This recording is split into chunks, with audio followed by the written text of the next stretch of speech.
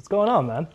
What up, what up? How you doing? I'm doing well. What's the latest and greatest? Latest and greatest. Well, should we start off, want to do a quick intro, or what are your thoughts there? Yeah. Tell everyone who you are, what you do. Yeah, so I'm Tyler Marschall, real estate agent and investor locally here in central New York.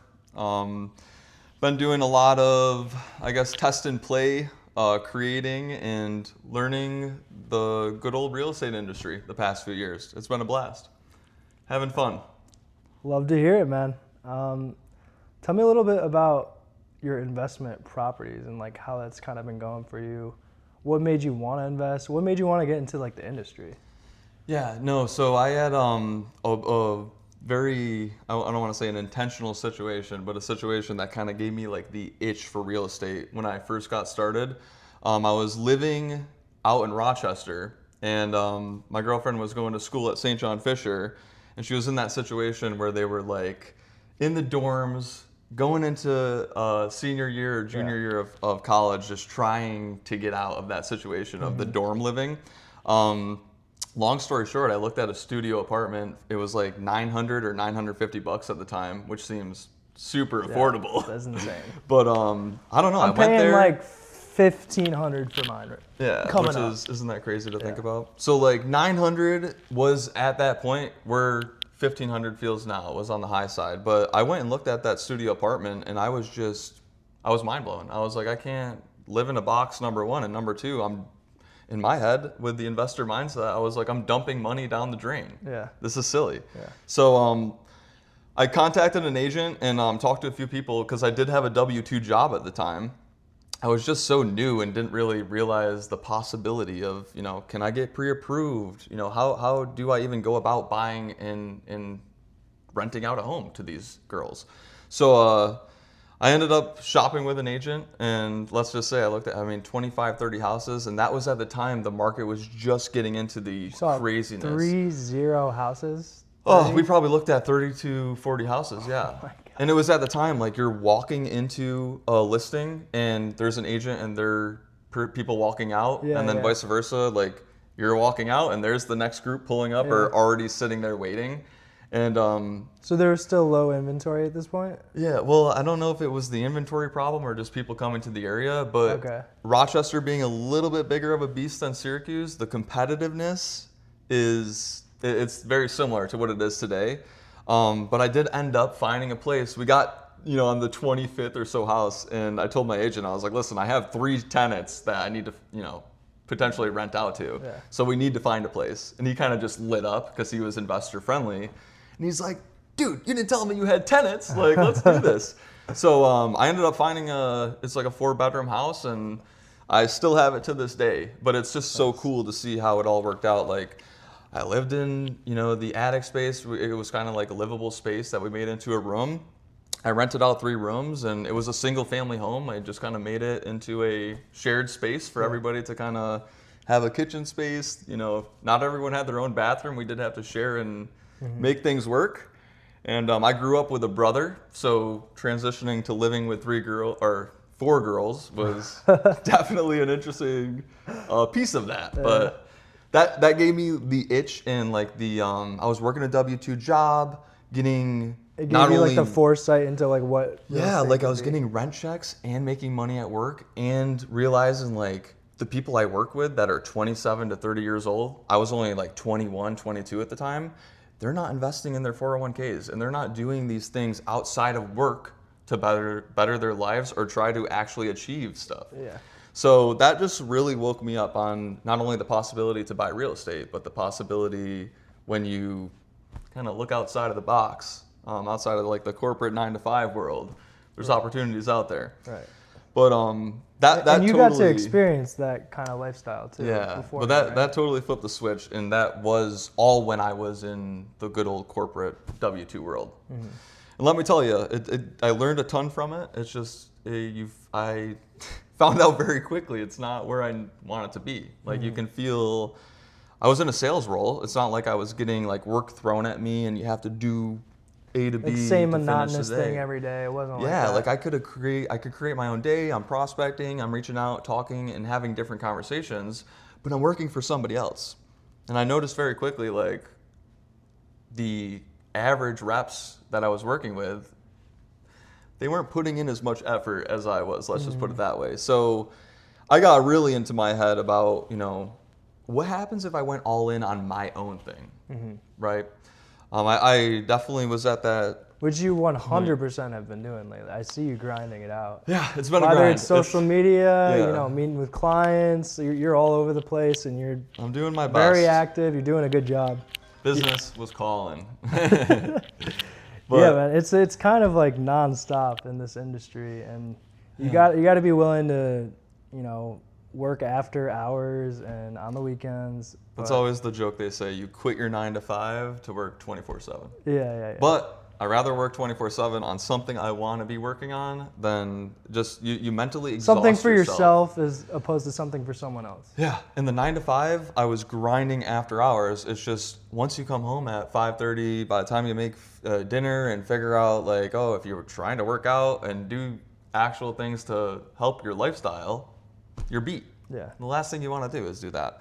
But the content thing, I wanted to touch on because it's been such a long-term game plan, and it's finally coming to fruition, which it's interesting to. You picked up a really good lead through it. Yeah, I've been getting leads through it, which is finally something we talked about and planned for. It's just you need to put in the grind. You do. Do you ask them which social media platform they found you through? Yeah, a lot of times when people reach out to me, right in the beginning, they're saying, obviously, if it comes through a TikTok message, obviously it's from TikTok, but I've had some people text my line and it's hey, found you on Facebook, or found you online, or hey, watched your YouTube video, which is super exciting to see it all come to life. Because this is exactly how I plan to acquire leads. Every agent, they're paying top dollar on Zillow, top dollar on Realtor.com. They're getting the people inquiring about the properties that, yes, they're interested in shopping, but they're very uneducated people. You need to mold them and kind of. And they don't have a feel for the kind of person you are as an agent. Yeah, so it's through your methods, they do. And they're almost looking at you as a door opener. Because I did the Zillow leads at one point, and I did the, working underneath somebody and being the door opener and showing up to the property.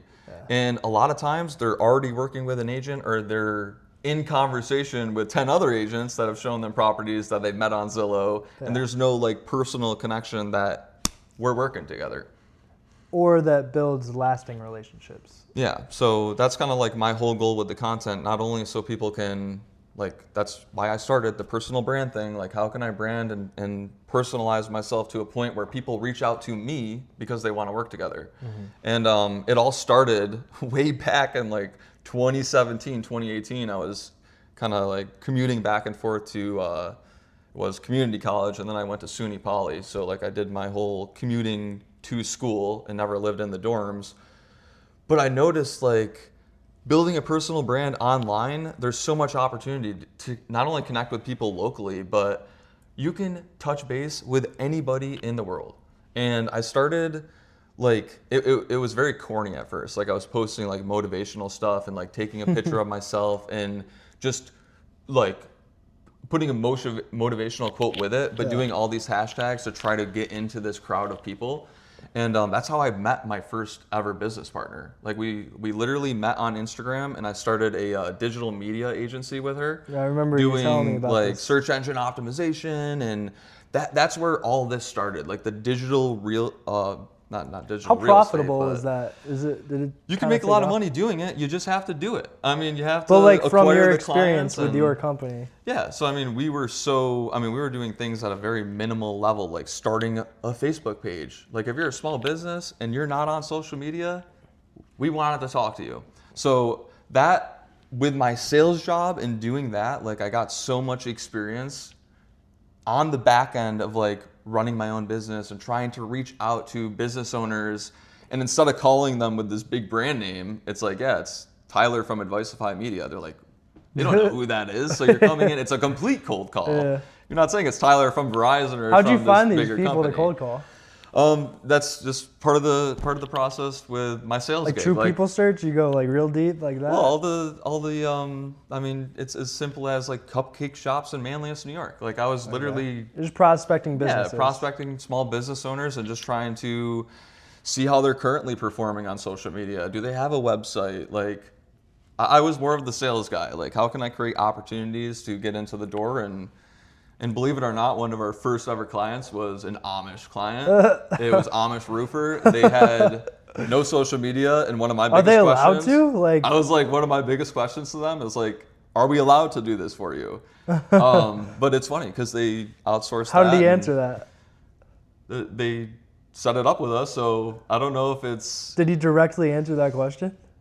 That's a great question. Was he like, don't worry about it? Or was he like, I have a special permission I don't exactly remember how from he my answered. Amish community? Yeah, I don't exactly remember how he answered, but it's like, I don't know if they have different rules within, certain communities or how that works, but they did have like a driver that ran around with him. So maybe if the driver's making the decisions, it doesn't matter as much for their situation, but he can't even operate like a vehicle. yeah, no. So they have to get driven to their projects, and it was a roofing company. So like between the equipment and everything else, He must have been a damn good roofer to like make that business work and have all those like hurdles he's got to go over. Yeah, it's funny because like these are an individual I met at a networking event. It was one of those like it's BNI. I hate their model.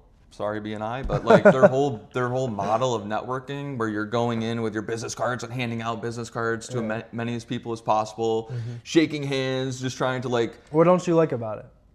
It's not authentic at all. You're trying to sell yourself to somebody you don't even know, tell them about your business, and puke down their throat to the point where all you care about is yourself. No one's going in with an authentic conversation or a value prop. I feel like, yes, I see the validity in what you just said, but there is a way to be authentic when you go into those kind of situations. Yeah, there's a way to do it, but everybody at those events, a lot of them are not being authentic. Okay. And they're very in their own head trying to navigate and find their next deal. Like they're not really running around building relationships. You feel like they're just looking out for themselves. They're sharks trying to find more opportunity. That's just my opinion on it. But that's business, bro. And that is business. But there's a better way of prospecting and providing value to people and not always being a salesperson. Like you don't need to sell people. You can be yourself and they will come to you and buy from you. I'm doing that exactly with the content, the YouTube and everything else. The whole model and goal behind it is to create a brand. Why do you wear some of the clothing you wear and some of these iPhones? Why do we all have Apple iPhones? I mean, it's all the brand loyalty. The brand awareness, and people know, and you got two options, right? There's not a ton of options there. So the content has been a grind, but it's been a purposeful game plan of like, can you put your head down long enough to get through the weeds and get through the no opportunity, no phone calls, no leads, all the negative feedback you get from friends and family, and people tell you you're out of your mind doing this, right? And that's something I want to talk to you a little bit about, like the whole mindset thing behind creating content and then putting it out into the universe so people, not only friends, family, and random people see it online, but you have to live with that. How would you explain it? Like the back end effect of taking the leap. It's uncomfortable. It's super uncomfortable. And that's kind of like where it all started for me, putting myself in those super uncomfortable situations to the point where it's like, okay, like you can almost always take something and learn from this. Yeah. But can you get past the now or the present moment where it feels like just super awkward, uncomfortable? I think when the worst part is when you first kind of dive into it. Like when I first got started into real estate, like just got my license, I had, as most other people would be able to say, I had no clue what I was doing. And I literally just started posting videos on my social media or on my real estate Instagram to just have some kind of content out there and let people know who I was. And I made this video on the back porch of my sister's house in Boston. And I feel like it wasn't as bad as I thought it was, but before I posted that, like I was just like, what am I doing? Yeah. Like this is so corny, and like I mean, it's like authentic because I really mean what I said in it, but like I had never posted that kind of content beforehand, and I was just like, this is just cringe. Yeah, so that's the hardest part about starting is it always is going to feel super cringy, and everything you do feels wrong. Like everything you talk about, everything that you try to set up, Because you and have the no like equipment experience or anything and, to you have back you up. nothing to compare to, nothing to like see like, oh, this is how it was done before, or like Yeah. I've been through that process, and it's super uncomfortable picking up your phone and trying to have a conversation with a device. And it's weird because I feel like you're like 3 years older than me, right? I'm turning 30 at the end of this year, so exactly. So even our generation who grew up with like iPod touches and like iPhones, we were like always like doing Snapchat on our phones. But like there's a big difference between like growing up doing that and then like posting consistently to your social media of you like trying to educate. Or just putting yourself out on there, a topic. being yourself in front of everybody. Yeah. Like you have your friends and people that you can vibe with. Like when and we you were can growing up, posting like stories and like all that stuff, it was like to look cool Yeah. or like to flex. clout chasing. Yeah. Right? But like when you're trying to like genuinely be authentic and educate people and like post consistent content doing that, it's different because you're more vulnerable. Yeah, and I think that's why I've been in a place now where I got over the fear of posting. I got comfortable and confident on camera and having conversations with myself and talking to myself all the time. I mean, a lot of the videos I'm just doing talking heads and whipping up the phone and Which is still great content as long as what you say like actually has some value. yeah, and that's I think why I've been able to take it to the next level, because I know what I'm saying has great value, and I know the more of this I put out is only going to help me. Yeah. Like there's people that they get so in their head and think about like I only need to post at 9 a.m. in the morning and at 5 p.m. or like they have these criteria and you're overthinking. You're completely overthinking. You need to post the content, and if it's good content, people will find you. So at the end of the day, if you can get out of your own head and conquer the whole mindset thing of it, of sticking to the game plan, you said you were going to post the video. Don't get in a place where you're trying to create every day, because you're never going to be able to have that mindset and motivation or inspiration to create. I have an opinion on that take, which Let's hear is I think you should try to create every day. You should, but you're going to be in a place some days where the last thing you want to do is get on your phone and create. This is true. But I think everyone should try to create, whether it's video content or like writing a poem, something as simple as that. Like create something every day, because especially now with AI coming about, like human creativity is going to be the hottest commodity. It's something that it cannot replicate. And so like the ability to be creative is just so freaking important right now. Yep. And so you should practice that and exercise that muscle every day.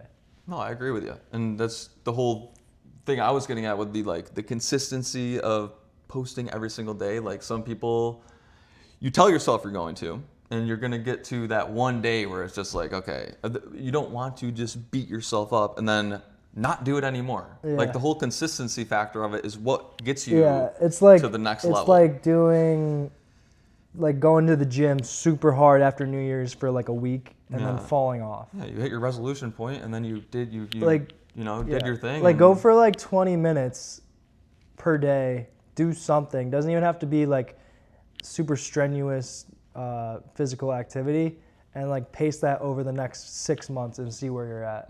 Similar idea to like creating content for business or whatever you're trying to achieve. Yeah, and that kind of falls in my like one day at a time. Like I'm always saying that, one day at a time. You're in the present now. You're gonna break your neck looking into the past and trying to dwell on shit that you can't change. And then if you're sitting there, the reason people are so anxious and depressed all the time, they're looking towards the future and thinking about all these things that might potentially happen, creating scenarios and freaking themselves out. Everyone falls victim to it. Like I'm everybody. sure I've been there. I know I've been there. You've been there. I've 100% been there. So many other people, but like it's so true. To your point, you need to like just take it day at a time, even like hour by hour. Yeah. Like, well, just if you can block out things and just whatever you're comfortable with, really. It's just if you can get in a place where you're focused on yourself. Not like with social media, there's so much noise out there. And then you got, everything else going on in the world. If you could just dial in, focus on yourself.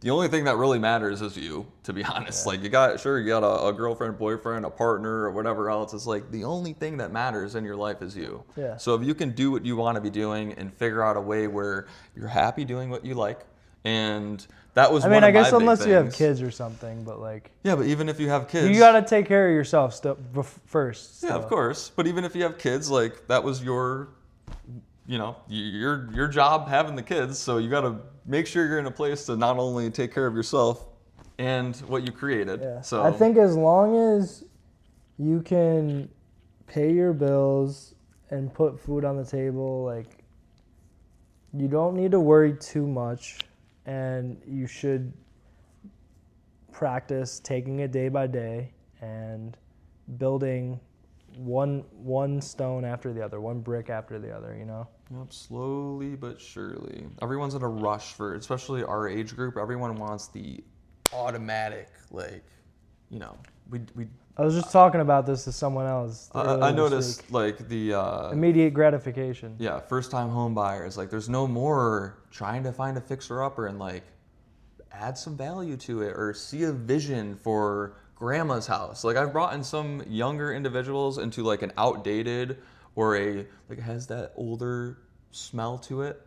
They can't get through the vision of it. They can't get past the furniture or whatever else. Smells play a huge role in. Yeah, they do. But if you're thinking like, if you want a home, you know what I found out? I don't know. Have you experienced this? Kids kill real estate deals. Children. Yeah, for sure. Yeah, of course. It's I just haven't. like the dad I haven't that experienced comes that. in and Yeah, I was like in an office meeting, and they're like, "Oh yeah, the parents or the whoever loved it, the older people, and then like their kids loved it too, but they had one kid that was like, I hate this, that, and the next, and complained about everything and killed the deal for them. They were like about to submit an offer. Nope. Yeah. See ya. There's a lot of that's the hardest part about our job. Like there's so many factors when it comes into like There's a lot of the buying variables. process, the selling process, anything to do with real estate. There's a million different things that people have to not only think about when it comes to their home, but now you're literally interrupting their life to make this possible and happen. So like there's so much like roller coaster and hurdles you got to bring them through, and that's why they say we're like a therapist, we're a door opener, we're this, we're that. Yeah. We wear a lot of hats. And I think that's kind of why I ended up in this role, because I was so entrepreneurial. I knew I wanted to do something for myself. I knew. Did you know that before you got into your adult life, like when you were in high school? No, definitely not. I had no idea what I wanted to do. And that's, I think, what ended me up into that like sales world is because I was so entrepreneurial. And like, I needed to sell something I believed in. And that was like one of the big things when I was shopping around in corporate, trying to find a job, my first career. What am I going to be selling? Like, I didn't want to be selling something I did not believe in, because I understood that sales side of things. Like, you're very passionate about things when you talk about them if you believe in them. Mm-hmm. It's hard to sell something and be that's why they look at like car salesmen as dirty people, right? They give us all a bad rap because there's, in any industry, there's shitty salespeople that ruin it for everybody. So I don't know, I dialed in on the whole mindset thing during that time, just trying to figure out like, okay, I can do the corporate thing and climb the ladder and learn while I'm there. And I looked at that period of my life as eating shit, trying to like work a job, figure out what I want to actually do. And I think there's so many people in that position. They just get comfortable in the job situation and they never end up leaving. Yeah. They literally sell their goals and passions for a paycheck at work. And that's where I put the... It's not even just the paycheck though. It's like the benefits and like the security. Well, it's the 401k. I sold health insurance. You talk to me about benefits, I'll knock that off your plate every time. Health insurance benefits can be acquired no matter what. And if you're under the age of 26, you can be on your parents' insurance and you can find a way.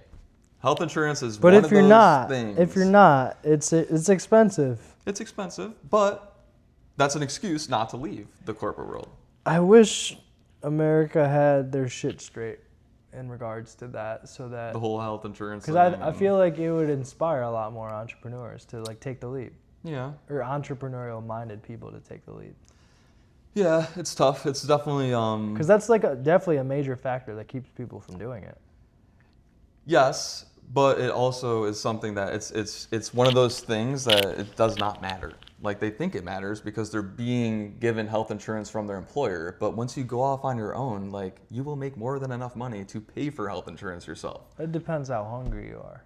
So if you're not hungry enough, stay in the job. Like they'll put it that way. If you're not hungry enough, stay in the job and get your paycheck, keep your Yeah. health insurance, and stay comfortable. Yeah. This is not for everybody. That's the hardest part about entrepreneurship, and never mind real estate agent life. Like real estate as a whole, there's so many different avenues and routes that you can go down to Right. making money in real estate. It's not just residential or Yeah, it's not just real estate. Like there's so many different avenues to go down when it comes to real estate. So I got so attracted into the real estate side of things because like the whole investment side of it, and then I helped a few people once I got licensed, like actually get out of the rental situation, buy their first home. Hey, you need to upgrade a home? You hear like horror stories from past situations, and I don't know everything, but there's a solution to everything. Yeah. So the cool part is being tech savvy, knowing how to have conversations, being able to find an answer. I mean, it was, for me, it was inevitable. being a problem solver. Yeah. Like for me, it was just, if I put in the work, left my corporate gig and actually went all in on what I wanted to be doing, it's inevitable. It's just a matter of when. So I'm at the point I feel now. like that's anything that you truly want. Yeah, and it is, and you're all a lot of people. Because I was this person stuck in the corporate job. Like I need the health insurance, I need to get the paycheck. I'm using the W-2 job to invest in real estate. Like I just kept telling myself stories to stay in that comfort zone. Yeah. Like I was making stuff up to make sure I never made the jump. You know, and there's a lot of people. What was the tipping point? Where did you reach a conclusion where you're like, all right, So- enough of the excuses. Like, let's do this. I was doing a sales job that when I was out in Rochester, I was doing it was all virtual sales. So I was on the phone doing sales that way. And I ended up leaving that to come back to Syracuse for an opportunity in pharmaceutical sales. Pharmaceutical sales showed me very quickly, money ain't shit. Money does not mean anything unless you're happy, you like what you're doing, and you can use it as a tool to actually do what you want to do in life. Like that whole pharmaceutical gig showed me how some people pretty much just chased the dollar sign. And I got so in my head with that, like if I ever want to make money, I can always come back to this pharma job. That was W-2. That was me running around, you know, I was in the field for the first time. So like I got that outside feel of it, like running around, running my own business.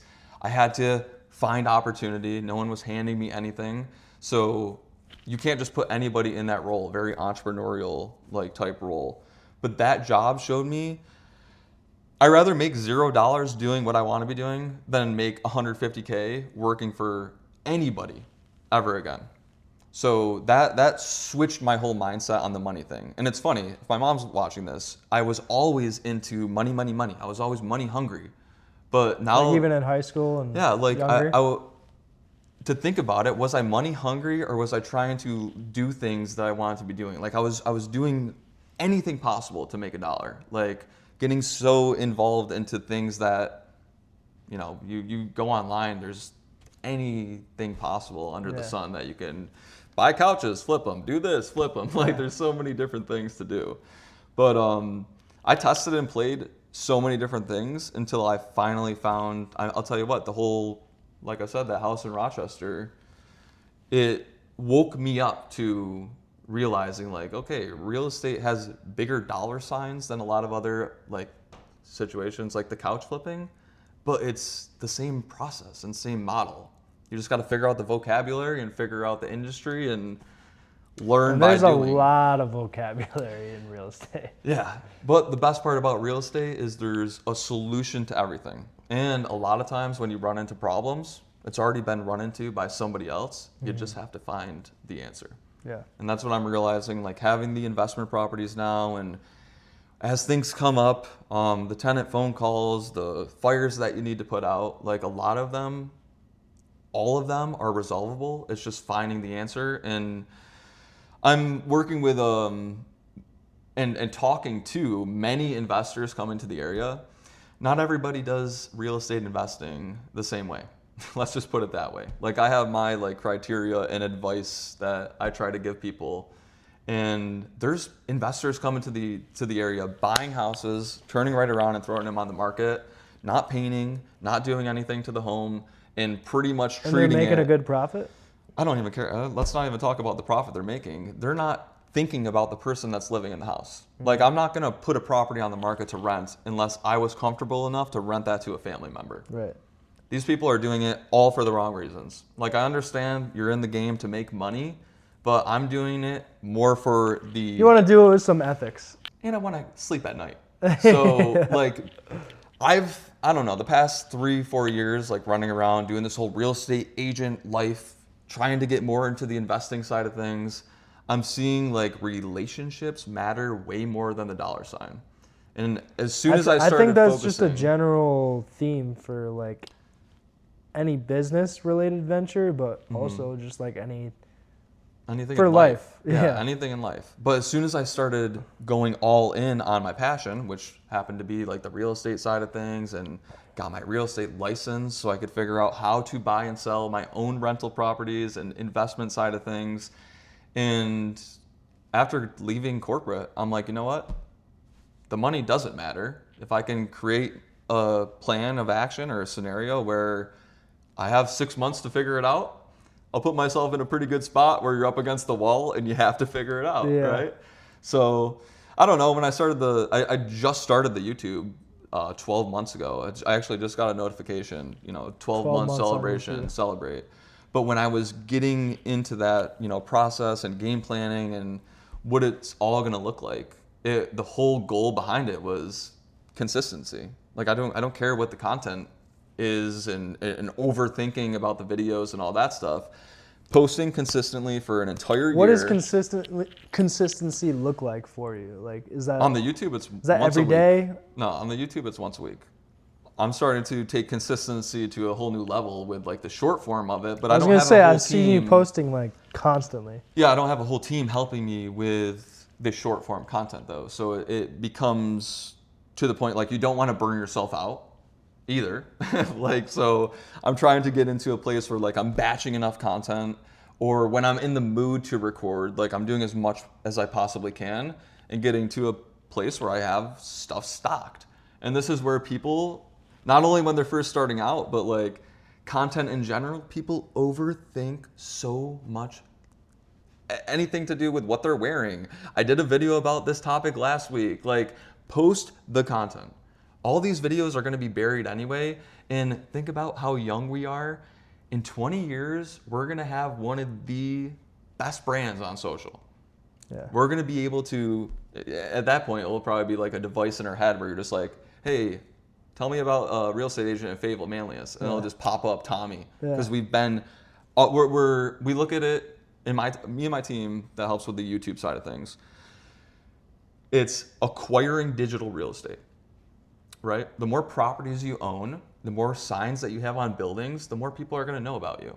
So when it comes to the content, whether it be short form or on YouTube, the more content we put out into the universe, the more digital real estate we acquire, right? So as people go to... But at the same time, there's, as much as you post, there's way more people posting real estate content. It looks like it, but how many agents in our market aren't posting anything? In our market, especially on YouTube, I barely see anything. How about short form? There's nobody posting anything on providing value, having conversations outside of the listing video. Short form, I see a lot of people doing it around here at least. All I see is listing videos. I see people posting listing videos, using that listing video to sell their next listing, and they do not do anything with providing value, getting in front of a camera. Chelsea Perry does a very good job of not only posting listing videos, but... Yeah, she's one. There's one. I don't want to name drop anybody. I'm just saying, like, people are... It's not. I'm not picking anything apart of their process. It's in our market, listing videos are the only content that take any agent, I don't care what brokers they're with, they're a solo agent, they feel confident to post a listing video because everybody's doing it. That's their way of posting a piece of content online. They won't sit down in their brokerage office and talk to their phone and say, hey, listen, are you a first-time home buyer in the central New York market? Chip Hodgkins does that. Okay, that's fine. I'm not trying to name drop people. I don't care about the names of these people. I'm just saying there are people that do it. Yeah, there's people that do it, but think about that in our market. The digital real estate acquired in our market is 0.5%. Like out of 1,500 agents, 5 of them are posting consistently. Well, why do you think that is? Fear, care about what other people think. They are in their head about the topics that they need to post, and if I put a piece of content out, I'm gonna care about what my coworker thinks in the office. Like they're scared of opinions, and then they're in their own head about the confidence of what they're saying. Like I talk to a lot of younger agents, they don't feel like they could post talking head videos because everything they say either hasn't been done or they're not confident in the topic. Talk about stuff you're confident in. You just went through licensing. Talk and engage your conversations to new agents getting started. Or maybe talk to new buyers and whip out your phone and say, hey, listen, I'm 20 years old. I've never bought a house. I was with my parents when they bought a house, but I have no experience on the back end. I'm doing the best I can to document the process to show you what it's like to secure my first deal. Like there's so many different ways to document everyone has instead of create. Everyone has something to offer when it comes to posting content. Yeah, and I think more people need to just get out of their comfort zone and do it. Because especially if you're in an industry like we're in now, 10 years from now, 20 years from now, if you're not on social media, you don't exist. And to be honest with you, today, 2026, anyone, like when I go look for agents in, let's pretend, North Carolina, I'm looking online. If you're not on social media, I'm not calling you. Like I'm obviously on social, so I'm doing that, but like that's the way I play. That's the way of the world. Like anything that you can name, you need to have any business.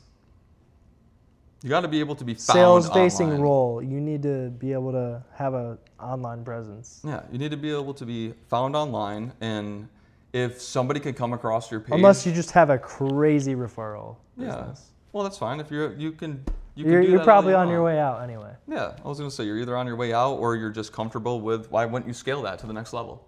If you're getting referrals, then why don't you scale it and create a team and take it to the next level? Yeah. It's just, I think people are in such a small town mindset. Like if you're not in this huge market, and you can't start comparing yourself to people in like San Francisco and these bigger markets. But like people have to realize in markets like that, if you're not 10x on social media, doing the back end with the mail coming in, like you got to be doing every single piece of marketing to even survive in a market like that. So the fact that people out here can just work off referrals, you get your couple, listing each year, you get your couple referral buyers, and you could have a super successful business in our market. Like there's 90% of the agents in our market crush doing exactly that. Mm-hmm. And that's why I think it's inevitable that give me 5 to 10 more years, I'm going to have my own lead source, and everybody I work with, they're either going to see a piece of content like this about me and find out a little bit more about me. Before they ever reach out to me, they'll be able to get some sort of piece of like, okay, I kind of like this guy. And it's funny because just 2 weeks ago, I had somebody reach out to me on TikTok. This is like one of my first ever actual TikTok leads that converted into a listing appointment. But did you get an older gentleman? Did you get the listing? Not yet, but it's an older gentleman. He reached out to me on TikTok, sent me a message, asking some questions about, hey, I like your style, blah, blah, blah. Just got him to sit down with me, and now he's in my funnel. Like, I don't need to ever follow up with him because he's looking at my videos every day. So I almost look at social media like that. Well, I will do my outside. You definitely should follow up with him. I'll do my outside follow-up, but I don't need to follow up as hard as everyone else that is right. You're almost desperate for business. I'm going to be in a place where the business that is aligned with me or that I want to be working with, it's funneling right to me. I think that's such a important thing you just said. Like, you never ever want to be desperate for your business. You want to do it from a place of like helpfulness and like, Yeah, all it's right, more about the I person. would love to help you, and if we align and it makes sense, like let's do business together. Let's do the thing. But if it doesn't make sense, like either like find someone else, I'll help you find someone else, or like let's just walk away from this because And that's kind of like what I'm slowly working on, is like building this like almost like a referral network. Yeah. If it's not a great fit for me, like I will be able to point them in the right direction or almost hand them off to a better fit. But that per se. mindset shift of like I need this to like keep. No, you need going. to stop chasing money. You're chasing money. Yeah. That whole mindset thing is you're being so desperate, you're undercutting your commission to get the deal. Like you want to get out of that place where you know your value. I'm at the point now, I'm walking into listing appointments and I'm starting at 7%, because if you want to work with me, you're getting the full package. I'm able to do the marketing piece. I'm You able asked to do for this. 7%? I asked for 7%, 4% for me, 3% for the buyer agent. And if they don't want to work I with thought that, you meant 7% all to you. no, I was like, it depends on the damn. situation, but I'm always starting at 7% in my conversations. And you know what's hilarious? There's agents out there telling, oh yeah, we'll do 4% total. I'm going to keep 3% and we'll offer 1% to the buyer side. They're ruining our entire market. They're ruining the What market. agents do that? I'm not I mean, naming any don't names. name It's drop, just- but like, there's people in if you pay very close attention, a lot of the listings that hit our market, it's the same names, all right? When you start diving a little deeper and look at, you know, I don't know who you know or what questions you can ask, but you start to realize that it's all about the commission discount. Everyone's a discount agent. Everyone wants to discount themselves to give them that value prop. Like that's their only value prop is, hey, that agent offered 6, that one offered 5, I'll come down to 4.5 for you. Like that's the way they're winning the deal. I'm walking out. Like I'm probably 2 for 25 on listing appointments because I don't play the discount game, and I rather actually provide value to the point where I'll be able to get referred to somebody and sit down with them, and I don't have any competition because they already picked me. I'm not in a place anymore where I'm chasing money. I'm doing everything now to prove a point that relationships matter. I want to work with people I want to work with. The team I'm creating, it's going to be a team of people I want to work with. I'm not going to desperately try to recruit people under me or try to, get into this place where I'm like clout chasing, right? Mm-hmm. I don't want to be that clout chaser type of person where, oh, I got this huge team of 100 people underneath me and I got agents all over the map. Like, no, I'm not playing that game.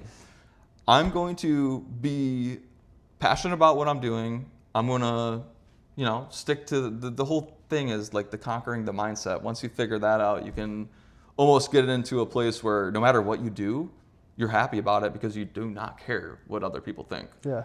So I'm at a place now where it's just like a slow burn to getting to month 24.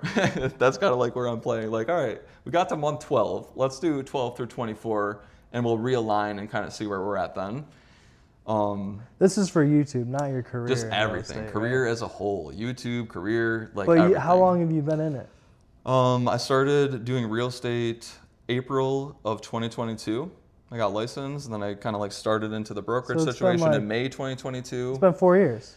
But yes, I left my team 2024. I was actually like, it was both sides agreed to like, this makes the most sense. Like go solo, you're crushing it on the team. It doesn't make sense to give a split anymore. So after going solo, I was trying to do like the grind out of working the W-2 job and how can I, not stretch myself too thin, but in my head. Oh, you were still working your W-2 job? Yeah, I went back to that company that hired me in Rochester, and I asked if I can come back and do it remote because like I had a great track record there and I had great relationships with senior management. And I did that for like a year and a half almost, running around trying to do like a remote sales gig, go show a house at 11 o'clock, come back, and I just got to a place where I was spreading myself way too thin. And I had a conversation with a old senior manager that actually coincidentally was like one of the first guys I ever met in corporate, one of the first guys who ever was that, like, in my head, a big wig, like, hiring me. I've kept in touch with him, and I called him kind of when I was like thinking about making the jump and, figuring out like, I'm at this like crossroads. Like, I have a great W-2 job. I can almost not half-ass it, but I could like work it to a minimal where I could focus on the real estate side of things. And one thing that's really stuck out, because he made the jump, like he left corporate, he started a painting business. He's absolutely crushing it. He's on all assets of life. He's dominating. One of the biggest things from that phone call that I had was like he really woke me up to the health insurance conversation, because that's where I was at. I was like sitting here trying to calculate and think about all these expenses that I was going to have to take on and not have consistent income. Yeah. And like doing this 3 to 4 years, I realized like you don't get paid every day. You don't get paid every 2 weeks, and you do not get paid every month. Like it's very inconsistent. Feast or famine. Yeah. So, and that's one of the first things I heard when I kind of started as a real estate agent. It's like some weeks you're eating ramen noodles, and others it's filet mignon. Like you never know. But like he really instilled and had that conversation about like when you make the jump and actually go all in on what you want to be doing, the money's not going to matter. Like the money is going to be so much more fruitful, and you're going to have the cash to pay for, the health insurance expense that you're worried about. You're going to be able to pay the mortgage you're worried about and everything else. So I kind of took that for how it was, and everything happens for a reason. My nice little remote gig ended up, they wanted me to come back to the office, which was out in Rochester. I was in Syracuse. And my boss he knew what I was up to and what I was doing. And he straight up asked me like, I take it you're probably not coming back. Do you want me to try to find another, solution for you so you can stay remote? And after I saw like how valuable I was to them, and they were doing everything in their power to try to keep me at the company, I took that as my sign. Like, you know what? They're going back to the office. This is exactly what needed to happen for me to kind of like get squeezed out. Right. So that was end of June last year. So after that hit, I called my buddy right up that I kind of have been working with on like the social media stuff and everything else. And I said, hey, it's go time. Like we have to figure out a way to do what you're doing out there and go all in. Yeah. And that's where we started coming up with this criteria. Like, all right, 12 to 24 months. The power of social media and YouTube and everything else is consistency. So we can do this for 12 to 24 months. Not only are we getting a whole track record of data to build from and learn from, but camera confidence, right? Coming up with these different tactics and ideas to film content and find different ways to present yourself. That's not always talking heads. Mm-hmm. And one of the most interesting things and I would say fun things about the gig now is the content side of it. Like the fact that every day we can almost create or find a way to create different type of content. Anything, like now we're spewing videos about working out and this, that, and the other thing. Like there's so much opportunity to put yourself out there and be relatable.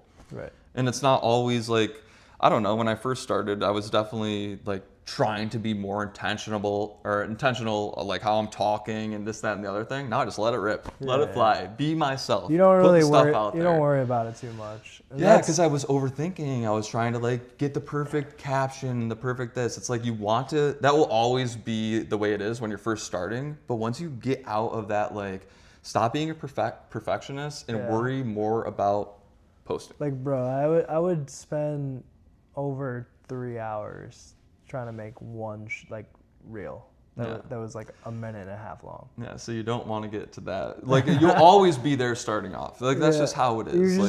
You're just you're so worried about like getting it perfect. Yeah, and it's definitely the fear factor of it. I'm telling you, like a lot of people will say it's not, and not caring about what other people think. And like the worst part is a lot of times it's caring about what your friends and family think. It's not even like the random people online. Like everyone's so worried about like mom and dad or your siblings or the judgment of the people you went to high school with. It's Yeah. like, even in this real estate industry, I still feel like people are still in high school. Like never mind real estate industry, every profession, Yeah. every person you talk to, like you always are gonna find that person stuck in high school. Yeah. Like they have that mindset where they care about what other people are doing and they're worried about this person drives a nicer car or has a nicer house. It's like you need to figure out your mindset before you do anything else. Because once you conquer your mindset, you can conquer the world, right? That's one of the big plays that I've been and that's the whole reason I like created this whole brand behind my investment side of things, Marschall Management, because Yeah. I wanted to like show, like think about if when you were 18 or like 20 years old, if somebody like almost walked into your life and just gave you the blueprint to achieve greatness.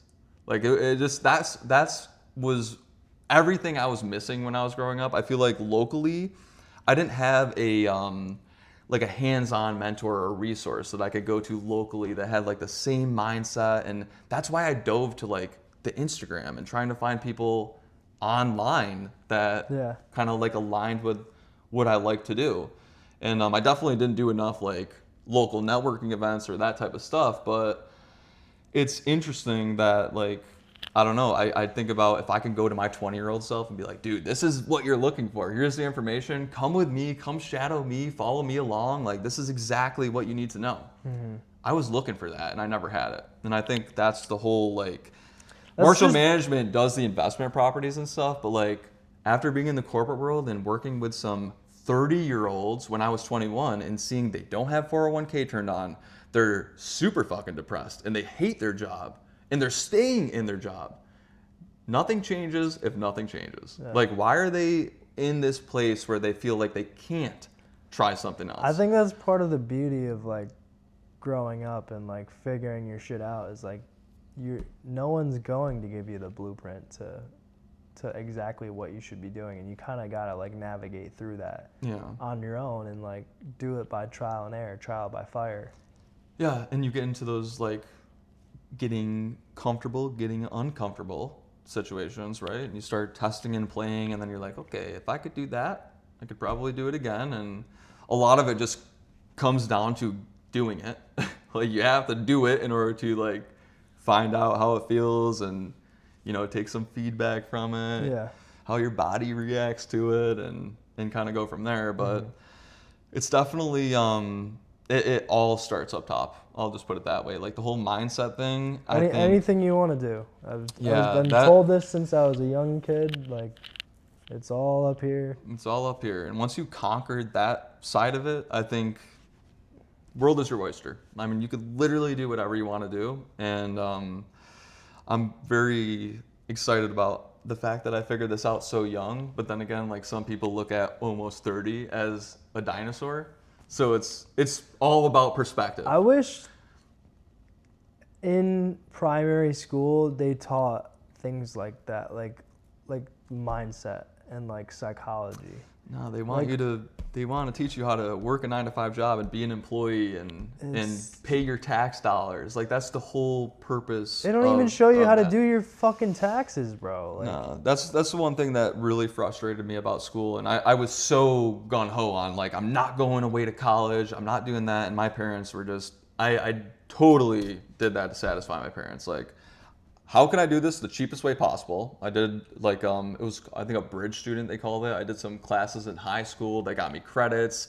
Then I did the community college thing. Instead of 2 years, I finished it in 1.5 years. Yeah. And then I did SUNY Poly, and I'm just like, why am I getting my bachelor's degree right now? Yeah. I'm commuting back and forth to school to satisfy my parents. How trying far not to is acquire SUNY debt. Poly from? Where I was living, it was like 25 minutes. So it wasn't a bad commute. But here's where things changed for me. On these commutes back and forth to school, I didn't have a clique or a friend group or anything like that at school. I was the random kid showing up that commuted to pretty much a community college. So like when I, drove back and forth and I was walking around campus, podcasts and YouTube. That's how I learned everything. Yeah. Like audiobooks, podcasts, and YouTube. Who do you like to listen to? And there's a ton of people. Tom Liu?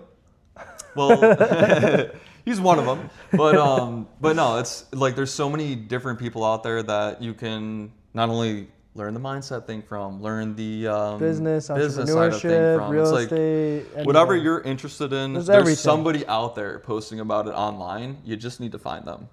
And don't pay for their courses or pay for these things that you don't need to pay Yes. for. I want to hit on the I want to hit on like collaboration over competition piece of things, and I want to hit on the state of the world. I don't. You're missing me there because I don't fucking know anything. The what's big going on with this. just like I don't know, where do you think like our fucking society's headed, man? Society. Yeah, like With do you, everything you going think we're on? in a good spot? You think we're fucked? You think, Yeah. So this is honestly one of those things I pay no attention to. that's probably good. For Yeah, your and I mental think that's like one of the main reasons a lot of people are like depressed and in their head and all worried about. I feel like it's also detrimental though, because like then you have no clue what's going on. And you're Well, I like, don't have no clue what's going can't- on. I mean, I'm just not dreading or thinking about. I mean, I could. I'm not. like, do you know energy that we just like sent astronauts to the moon? to the moon? Yeah, I know about Or it. you heard about it? Yeah, I heard about it. He's all that stuff. He's It's skeptical all- on the moon. Well, it's all noise. It's all noise to get you distracted. So I don't pay attention to that for a reason, and I just think it's once again, why didn't they teach us taxes in school and how to, if you don't want to work a job, how do you become an entrepreneur? You need to know how to do very important things like doing your books and how to manage money. They didn't teach us that stuff probably for a reason. And I actually just looked into and heard about higher ups or the wealthy people. They don't send their kids to public schools. I've always thought It about. is very odd. Ever since I was maybe in college, I don't know when this idea popped into my head. I was like, I think I'm gonna be doing homeschool for my kids. Yeah. And like I don't want them to be weirdos. Like I want them to be socialized. I'll do that through like sports and stuff, but like I want to be in control of what my kids learn. So therefore I need to make enough money to homeschool my kids and have the I was time gonna say. have the time to do that. It's always interesting. I listen to a podcast that they're all out West Coast and like I think they're all LA area. But one of the biggest things they say, it's like the hate LA. friends that have 4 or 5 kids, they're rich. Like the ones that have a lot of kids, they have the money to have the kids. It's the only reason and way they have the kids. So I just I don't know. It's very interesting. The people that end up homeschooling their kids, like I understand you have that factor of like they could be super weird, but if you let them go do things and learn life by going out and playing in the playground and instead of like shoving the Pythagorean theorem down their throat. I mean, I was so against the school thing. It's just so funny because like my partner is a teacher, and I just think like it's especially that age group. I mean, she teaches 2nd grade. Why do you need to have a 2nd grader sit down in a class? I mean, granted, they're not sitting all day, but why do they need to go to a school and be in the system and make them walk in a single file line? And I was just talking about this on the last podcast, but I think it's so effed up how once you, at least from FM, once you hit 6th grade, they just don't have you go outside for recess anymore. yeah, see, that's or crazy. at all anymore. And then they wonder why kids have maybe for ADD. gym. Maybe for gym. Why do kids have ADHD and ADD? It's like you're making them sit in the same spot for 8 hours a day. I mean, that's a problem. Well, like Hopefully in our lifetime, all this stuff changes. I don't think it will, but there might be opportunities where like Tommy's school pops up where we could like send them to business school or like who knows if it's in line with like state education guidelines. Like business and stuff. school before college. Or just like, hey, this is K through 12 for an entrepreneurial type kid, or for a kid that does not want to be stuck in their own head when they get out of school. Because think about it, everybody that comes out of like the high school system, once you get out of high school, you need to test and play and do things to try to figure out what you actually even want to do. Yeah, I wish I. You should be doing that during the high school process. I wish I took a gap year so bad. I totally felt obligated to go to college. Yeah, and everybody, society, you were just asking me about society here, the societal norm. Like, why do they make you feel like you need to go to school, you need to get a job, and you need to go to college? Everyone should have a job. Everyone should have a passion. Everyone should be doing something they want to be doing. You don't necessarily need to be working a job, but you need to be doing something you want to be doing. Obviously, you need to make money. Which is a job. Not necessarily. Some people make money just sitting back and collecting a pension or whatever else. I mean, it depends on your situation. That's not a meaningful way to live unless like you earn that pension, which you did through working a job. I was gonna say it depends. It depends on the situation of the individual, but everyone needs to feel like they have some type of purpose, passion, and just being able to. Which typically is in the form of a job. I don't know what else you'd be doing to make money. Some people run across the world and they make no money. Some people like we're at the point I think in our world now, like money isn't everything. Yes, you need money to live and get by, but like, dude, some people are willing to go live in a truck and just do what they want to be doing because they're like you said, the world's upside down. This is happening. It's like, why are you gonna get all in your head about the whole? I need to get a job and work a job to make money. It's like if you could find a way to get by and just be happy, do that. I agree with that. I totally agree with that. Sell stuff online. But if you still need to have, we're saying the same thing, but like my main point is like you need to feel like you are doing something productive and like building something. So you're not getting into the riffraff, right? Yeah. That's why the people are not even breaking into stuff. Not even that. It's just like so you like feel like you have a purpose. Didn't waste your life. Yeah, and like I said, so you have a purpose. And some people don't figure that out until age 50. Yeah, that's right? Completely fine. Yeah. Well, there's some people they stay stuck in that whole corporate mindset or that mindset of like. Sure, there's some people so excited to go to work every day and they love working their job and they make great money. Like, that's what you want to be doing. That to me is a conquered mindset. Like, they figured out what they're good at. They love doing what they're doing. They come home, they cook meals for their family and they do what they have to do. That's a win. If you're miserable at the job, find a way to quit the job and get out of that and do something you actually want to be doing. Yeah.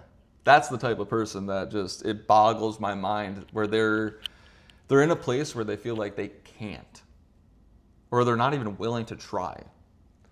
I mean, it gets tough. Like, you get kids, you get bills, you get payments that need to be made, and like it kind of everything's controllable though. Kids are controllable, the bills are controllable. That's all controllable stuff that they could scale back on. I understand a kid could be a mistake, but like if you're having trouble with the bills, get to somewhere more affordable. Go live with your parents. You got to figure out something.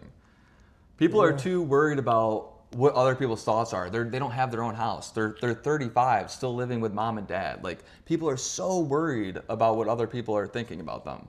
That's the main problem. There's I don't know any friends of mine that would be willing to like be proud and say, hey, I'm 30 years old and I still live at home with my mom and dad. I've had a couple jobs and I can't figure it out. Like, I can't find a job that I like, and I keep literally doing 6 months in a row and I quit, and they're in a terrible spot. They're not going to come out and yell that, to the people. I would agree with this. That's the hard part. So you get so stuck in your way and you get comfortable, and then you get to the place where it's just like, time's going by. Nothing's happening. Time's going by. Nothing changes if nothing changes. Well, that's what I meant by like building something. Like, you gotta, as many times as it takes to find it, like you gotta find something that you're proud of like building up and like taking years to perfect and like. Just stick to the plan, right? Find something you want to be doing, stick to the plan, and figure it out. But I wanted to ask you, because that's one of your, in my idea of things, like you just kind of like started the whole content thing. You've been posting online. You can already see like you're getting people in your brokerage and your office like comfortable getting out there, doing the videos. It's not doing what everybody else is doing per se, but you're getting outside of that like mental box of like, hey, we can do this. We just got to put the stuff out there and do that. What, like for you, what would you say one of the biggest mindset shifts were, or like your first couple posts? You mentioned like it was super hard. It felt weird or whatever. But like, so what was that big mindset shift for you where, dude, I came over here and we did short form content. You got it. Like, you were down to do this stuff. You got it right away. So like from that to when you were first starting, like what do you think got you to like flip and be like, oh, that makes like, this is what I need to be doing? I think honestly, it was studying a lot of other short form content and how other people made theirs. Mm-hmm. And So more then, like the craft of the creative yeah, side, like. and then knowing that it's never going to be perfect. Don't worry about it. Like you said, just put it out there. And then I think the biggest thing is like just kind of like reaching a point where I was like, all right, I don't care what people think. Yeah. But when you first were like first started posting like those first couple posts, like I'm sure like checking how many likes, and were you ever in that place where you like cared Yeah. so much about the numbers? Yeah. I mean, like I knew I wasn't going to be getting like tons of likes and comments like off the bat. So like that wasn't even really a thought. Like it's definitely encouraging when like you see new people like engaging and liking your content, and then like when you're in person, like out you know, and out and about, people are like, oh, I see your stuff. Like, yeah. So that right there is one of the most mind-blowing things to me, because you know, going to the family events or like Thanksgiving, like everyone tells you, you know, I see your posts, I see this. It's like, where the fuck are you in my comments and likes? Yeah, like, why aren't you liking yeah. my stuff? Why aren't you sharing my stuff? So that that right there almost makes you think like people, I don't know if it's about having their social media dressed up in a certain way, but like, why is it them caring about what people think, them sharing other people's things, or like, oh, you know, There's just people don't understand the into encouragement of a comment. Like, you know, it goes a long way just to be able, and that's why I'm in the comments and liking a lot of people doing the same thing as me, because I don't look at them as competition at all. Like we're all trying to do the same thing and get to somewhat of a same goal. So like if we can work together and almost promote each other, not everybody's going to want to work with Tyler that wants to work with Tommy, and vice versa. Right? Like everyone's going to have their own perfect client, and there's going to be people that come to me where they're not going to be a great fit, and I'm going to point them to another agent. I already know that's going to happen multiple times in my career. Has that happened already? It's very interesting, because like I just ran into a situation where I had a very interesting conversation with, you know, somebody that aligns with everything that I'm trying to do and build. It's just, you can tell they're not there yet. They haven't figured that portion out yet. So I've been doing a lot more of, this isn't a great fit for you right now conversation. And like I said, I talk to my buddy about this all the time. That helps me with the video side of things. It's like, more conversations you have, the more you figure out that people are still working on what you just explained. Like the whole like figuring out the mindset thing of it, posting and ghosting, and being able to not care if Karen comments on your post and like says something mean. One of the biggest things that helped me with that is not caring about the positive or the negative. So like even if people are sharing my posts, like I've had some good ones that have had great numbers, but I don't care about the numbers. Like I realized even if there's 300 views and no likes on the video, 300 eyes were on the video. And you notice this, I know for sure, people are watching. Even though they're not commenting, even though they're not liking or engaging, like they're watching. And a lot of them are, I mean, they're paying a lot closer attention than you think. They're watching intently. And that's the crazy part. And I think that also gets them in a place where they feel, I don't know if it's unconfident or uncomfortable or like fear posting, because now they're in a place where you're comparing yourself to other people. You're carrying, I gotta match Tommy or try to beat Tommy or do something better than Tommy. It's like, you do not want to get into that space. No, everyone's got their own way of doing shit, and like just acknowledge that. You versus you. That's where I just have been so just dialed in on, okay, I did that, you know, 10 pieces. These content I've been doing lately, I was like trying to do one piece of short form a day. And I'm like, you know what? No one wants to do this with me. Let me see what happens if I do 10 a day. And then it gets to the place where it's like, okay, this is a lot more editing and overwhelming back end work. You know, how can I get to a place where I don't burn myself out staying consistent and putting out that much content? But that's another huge barrier, right? Like, some people can get on their phone and record the content. They don't want to edit, or they use that as an excuse. Like, oh, I don't know how to edit, and I don't have the microphones or equipment or whatever else. It's not really an excuse at this point. Like, if you have an iPhone, you can make anything happen. Yeah. How about this? I had somebody with an iPhone ask me to help out with listing pictures the other day. It's like, hey, use your iPhone that you're texting me on to go take the pictures yourself.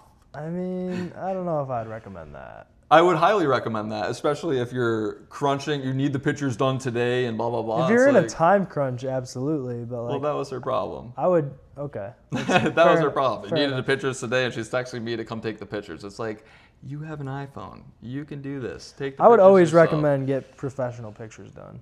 I agree, but here's my opinion on the professional pictures thing.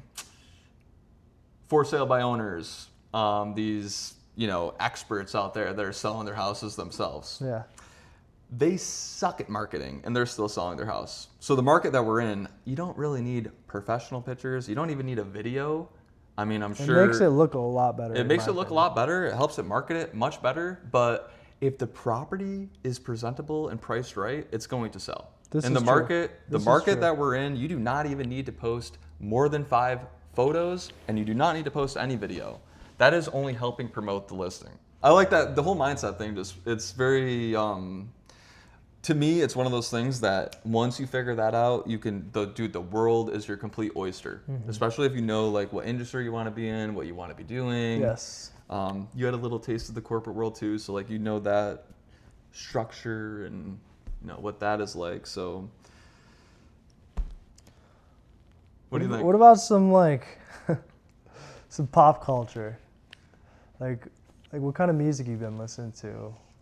So I have always been big. I'm sure you see a lot of the stories and stuff I do. Big Russ guy. I don't know if you listen to Russ at all. Yeah. But Russ has been my he's the only concert I've been to. Like Russ is my ever. Yeah. Well, I don't I'm telling you those type of things. I was always dialed in trying to do my thing. Like I don't really do a ton of trying to concert hop or do these big events or stuff like that.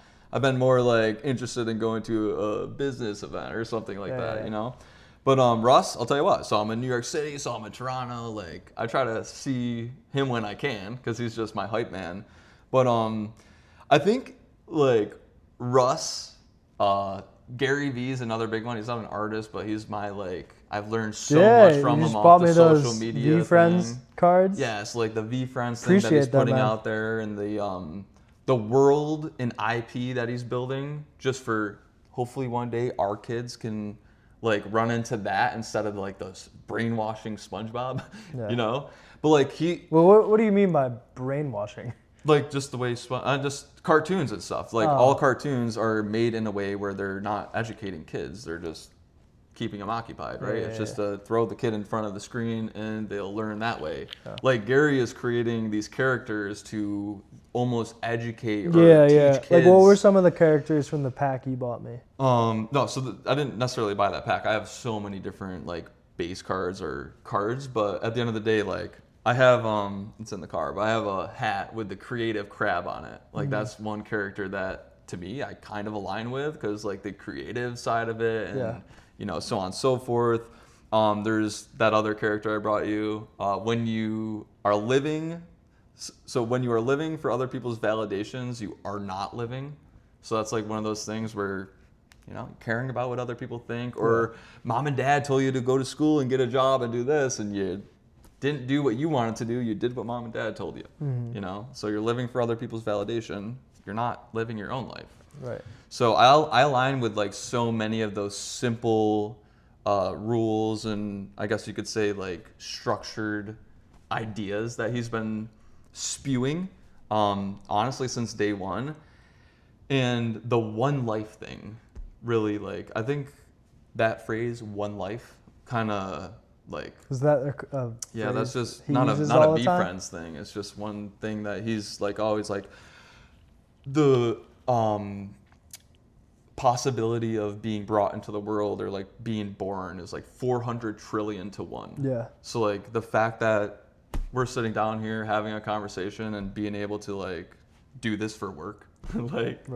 It's super cool. And then you start to get to a place where one life, why not go all in on your passions? Why not, conquer your mindset and do the things you want to do? Why not achieve greatness? Like, this is take the where, leap.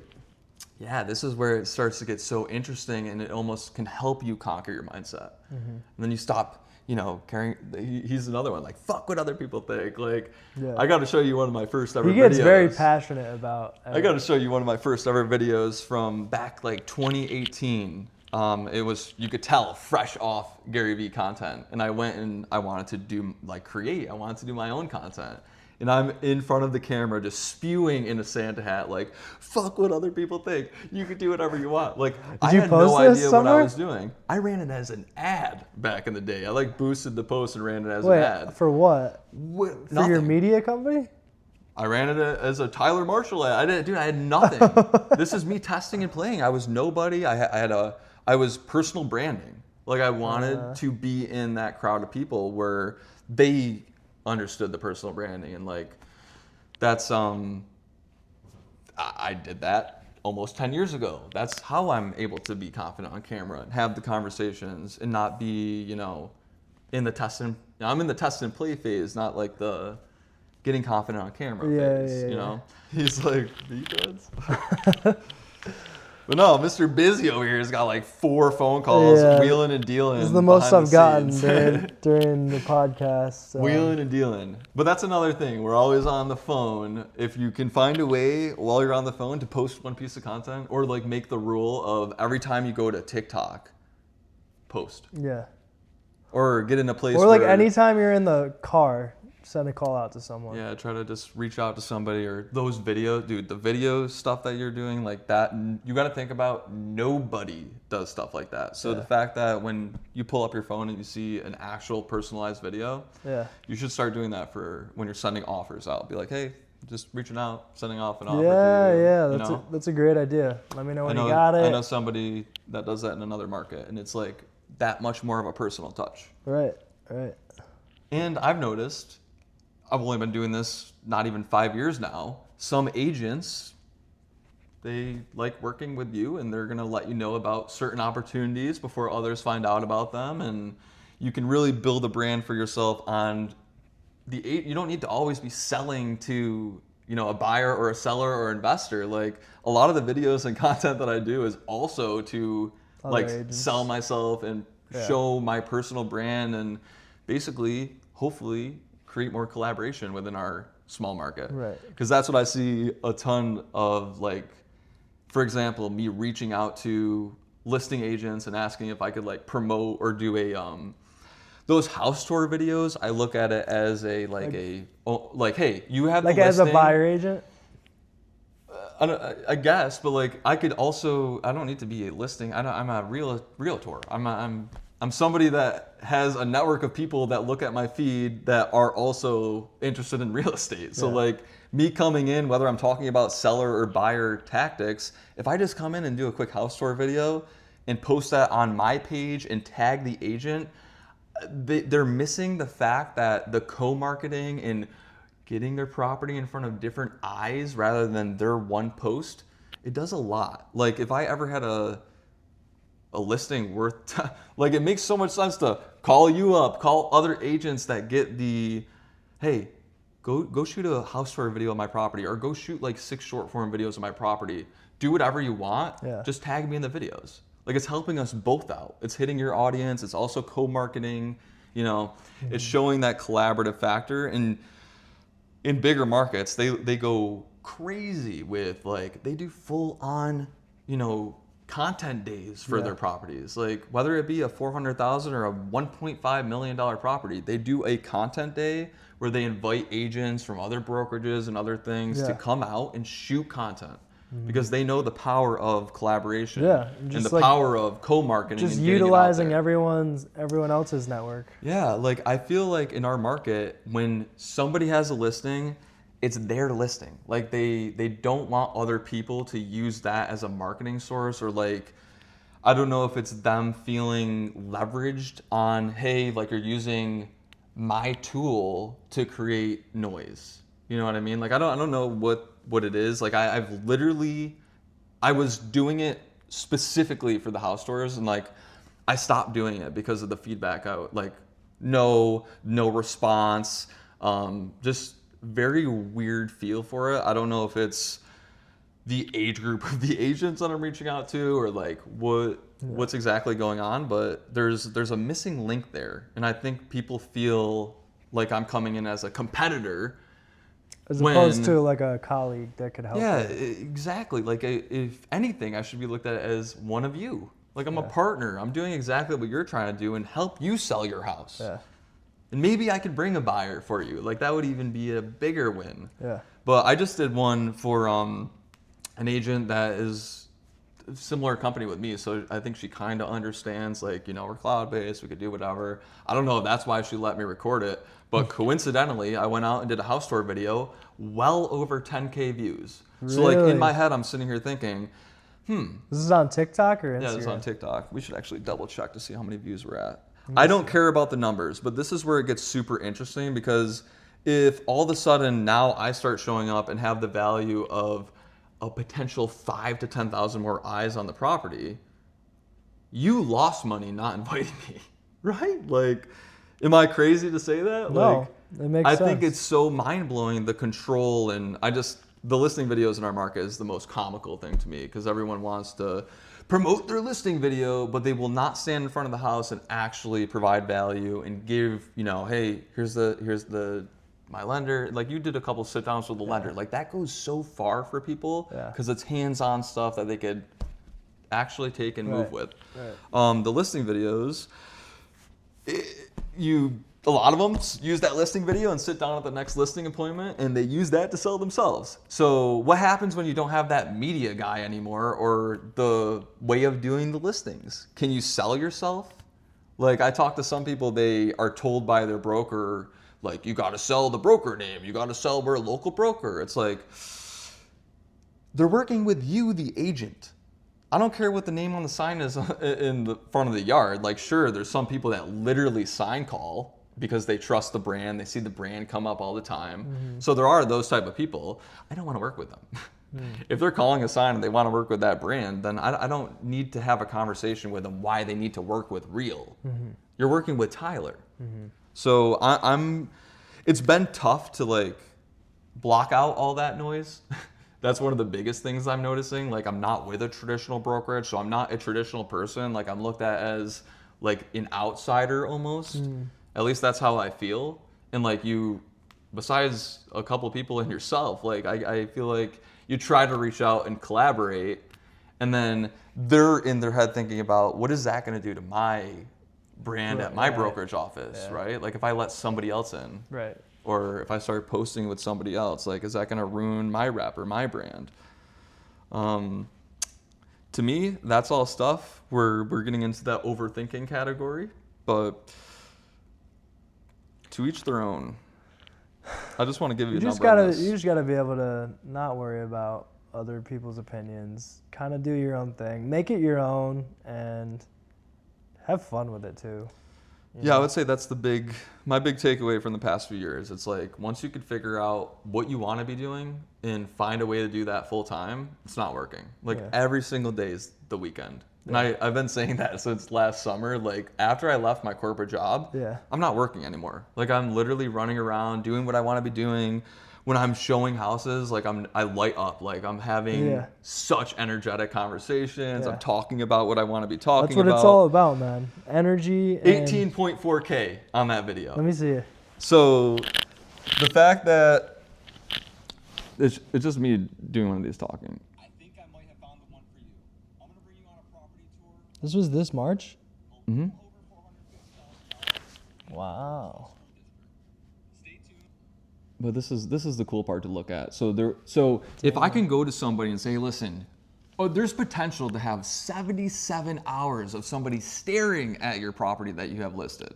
And then they're like, I don't know what it is, like I said, if it's like a fear thing of them worrying about who they're talking to or letting into their, like, circle or whatever it may be. But I don't know. I've talked to some agents that have been around for years, and they're not doing social media, and they have let me in and do the thing. Like, they get it. I mean, they're nervous to post of themselves, or like, insecure about how they look Yeah. or whatever, but they get the social media thing. Yeah. They're just not super confident to do it themselves. And then, like you said, like they're getting plenty of business doing the referrals, and some of them pay It's for not their like they Zillow necessarily leads. And, need to be doing it. yeah, they don't need to at all. That's perfectly fine. But people like us are gonna slowly acquire all this digital real estate. Yeah. And when people start coming to our market or just going online and typing in real estate agent in central New York, they're not going to be there anymore. I don't care how much money they're paying on Google Ads or Zillow, Zillow leads or whatever else. People are going to work with the people that come up organically on their feed. That's like, hey, I'm sitting in the donut shop with Tommy, and we just say this, and Yeah. they're like, oh shit, these guys are real estate agents, Yeah. and then they reached out to us that way because they came across a piece of content that had nothing to do about real estate. Right. I think that's how more people will align, and it's just It's where we're headed. yeah, it's to me it's common sense, but it's like the future only Common makes sense is not so common. Common sense is not so common, and I'm definitely it's like one of those things where it's just like, yeah, you can't put yourself in everybody's shoes and like think they think like you, Yeah. right? People don't know what they don't know. I think we just gotta. I think we gotta highlight that we all have differences and that we're all gonna have different ways of doing things. And And you should let those shine. Like Yes. let those differences shine, and you'll attract the exact person you want to attract. Like those people that reach out to you are going to be very similar to how you vibe, and the way the algorithms are nowadays. Like it's some of the content I get, I'm like, damn, this is exactly who I want to connect with. Yeah. They're feeding me exactly who I want to connect with. Yeah. So it's only going to get better, and it's only going to get easier for us to create. And now with AI and coming up with ideas and brainstorming and using the technology at our fingertips. I mean, I have some buddies I talk to. I call them buddies just because I went to high school with them. It's nobody that I'm like super close with or anything. But some ask me the craziest questions, and I'm like, have you heard of Google? Like, as just to be a dick. Like, have you heard of Google? Have you typed shit into YouTube? yeah. You have all the answers at your fingertips. Go find them. Yeah. You're coming to me because yes, I have some sort of track record, and I've done it for myself. But you gotta try. Yeah. You gotta at least have some sort of effort. Right. That's the problem with a lot of people. They get in this analysis paralysis, and they know the way to do it. They just never just actually don't take action. action. There's no action taken to actually give them that proof of concept and like, whew, I can do it. Yeah. Now I'm on my way. Like I just do video number 2. Yeah. And I think that's the hardest part. Doing video 1, And then clicking 3, post. and then 4, and then 5, and then 6. Yeah, doing the post and not getting caught up in the numbers and just sticking to the plan. Like motivation's great, but you gotta be dedicated Discipline. and disciplined and Yeah. sticking to the plan. Yeah. Like that's the key to success. But I have a lot of these conversations about like, even with my team helping me with the YouTube, it's like, we have not even started. Like to think where we're at now and just finally in a place of like confidence and posting and staying consistent, we haven't even started. Right. We're like a little baby crawling out of the, cage. We're finally trying to get on our feet, and we finally are, getting to the place of just go all in, Yes. put your head down, put in the work. The goods will come. It's a matter of when, right? It's just the long-term vision. I noticed that too is a big problem for people. They want the quick dollar tomorrow instead of, instant gratification once again. It's just like they can't look years down the road. And that's one thing that I noticed with you, like immediately you aligned with me on like, hey, playing the long-term game. Yes. Like I don't care if you're not in this market forever. Like even if you move to a different state or even country, we're going to be able to work together. Right. I'm over here referring to an agent in Croatia, Really? which is super cool. Wow. And I'm just like, the fact that social media has made things so small, like this is why I'm having a blast doing the content thing, because it's going to get to the point people are coming to me for answers, and whether they're in my market or in a different country, I will be able to point them in the right direction.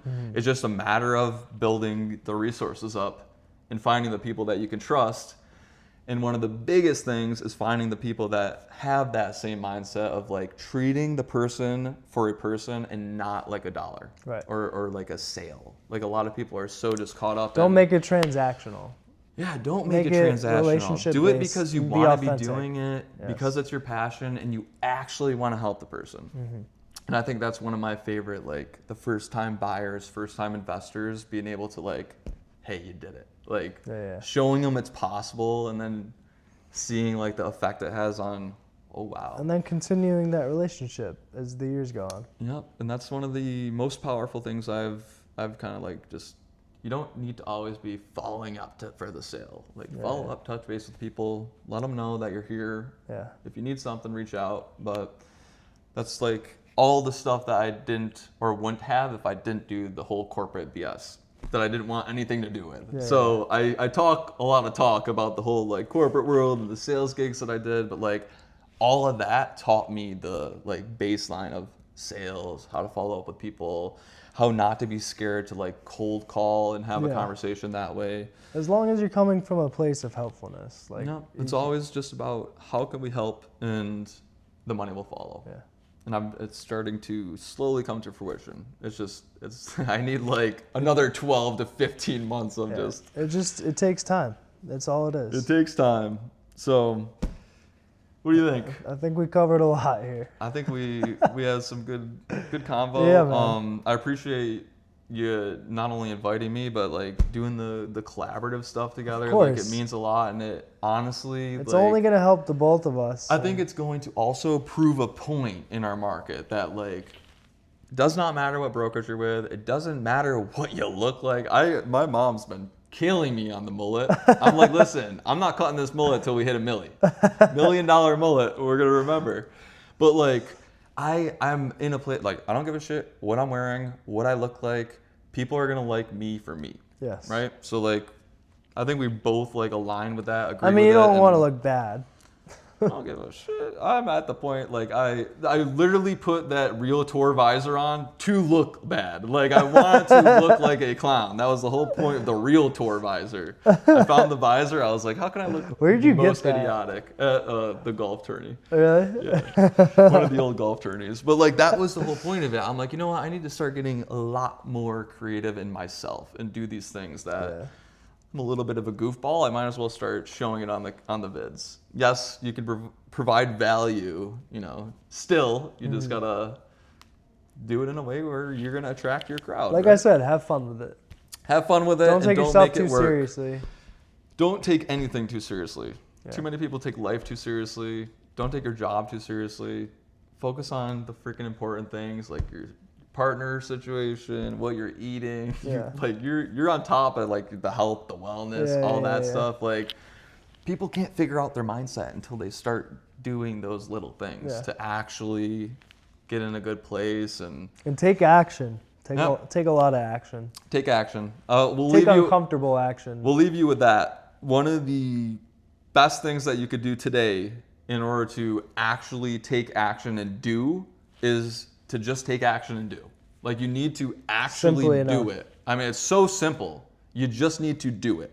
Yeah. I loved Nike because of the just do it. I mean, Nike's going completely downhill, but Nike's just do it model, like just do the thing. Mm-hmm. You just have to do it. But appreciate you all. Tommy, appreciate you. My brother. Thanks for coming out. Yes, sir. We'll be back soon. Thanks for tuning in. See you guys later. Peace.